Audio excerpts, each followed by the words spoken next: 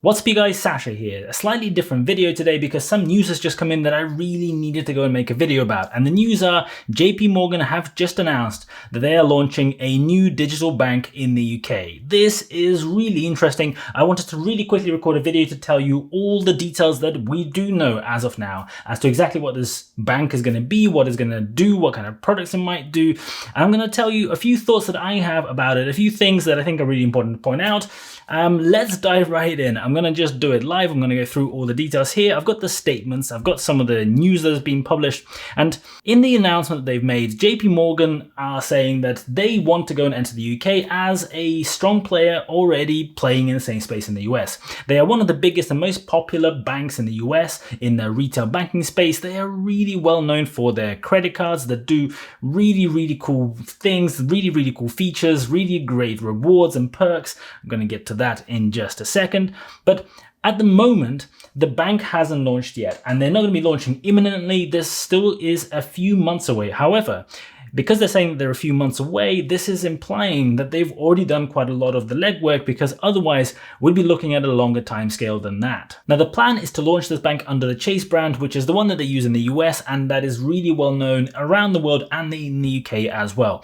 It probably comes as a surprise to a lot of consumers who didn't quite expect a big US bank to come and establish themselves really quickly in the UK, but Jpmorgan have been working on this for some time. According to their press release, they have already hired 400 people to launch this bank, and those people are going to be based in London's Canary Wharf. So that's pretty much all the information that this press release gives. It's not a lot, but I'm going to dive into some of the wording and I'm going to explain some of the other things that I was thinking when I was reading it. And first, I want to just say I think it's great. I think it's really good that another big bank is going to be opening in the UK, and it's going to offer even more competition. It's great that we already have Monzo, we already have Starling, and Revolut is applying for their banking license as of a few days ago, but I feel like we can probably do with more options than that. Sure, we have all the incumbents, we have all the old school banks, but I think it's good for there to be new blood. I think it's good for there to be new disruption, new people with new ideas, showing maybe how they think about doing the same thing in a slightly different way. You might remember that in December 2020, only last month,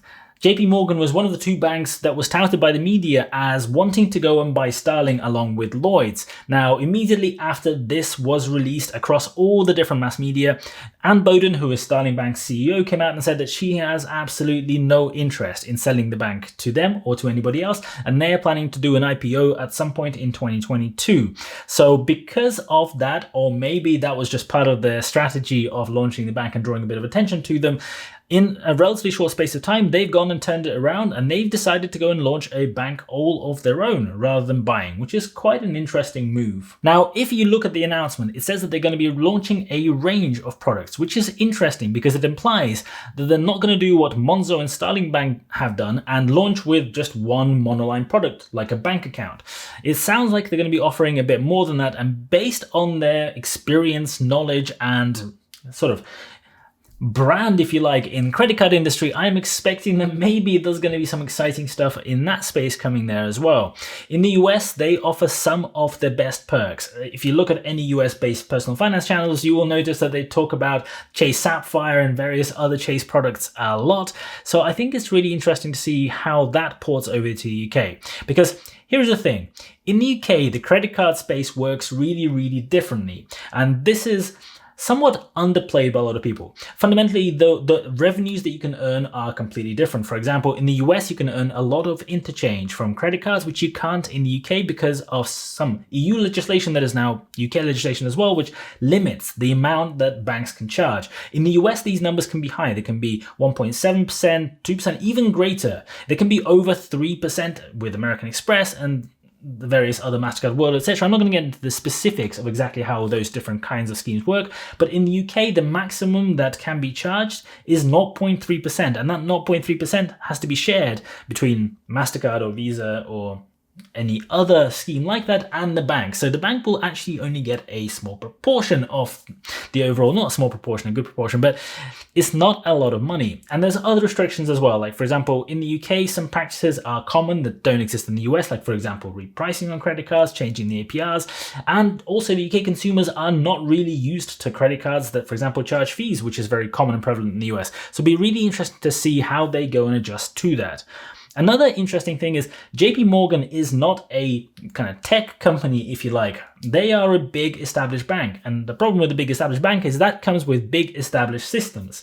So it'll be really interesting for me to see, will they go and port essentially those systems over and make it look nice and pretty, make it look like a challenger bank, make it look like there's some really exciting stuff, even if it is powered underneath by some of those systems, because the likelihood is if that's the case, there'll still be a few things that just don't do what you expect them to do, or you'll be required to submit paper, or there'll be some kind of complicated ways that shouldn't exist. So it'll be really interesting to see what happens with that. Gordon Smith, who is the chief executive of the consumer and community banking at Jpmorgan, said, "The UK has a vibrant and highly competitive consumer banking marketplace, which is why we've designed the bank from scratch to specifically meet the needs of the customers here."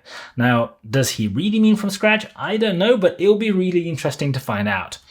Now, another point I want to make is that Starling and Monzo already offer really great propositions. They offer pretty much free banking. They offer services that their competitors, the existing big banks, don't offer.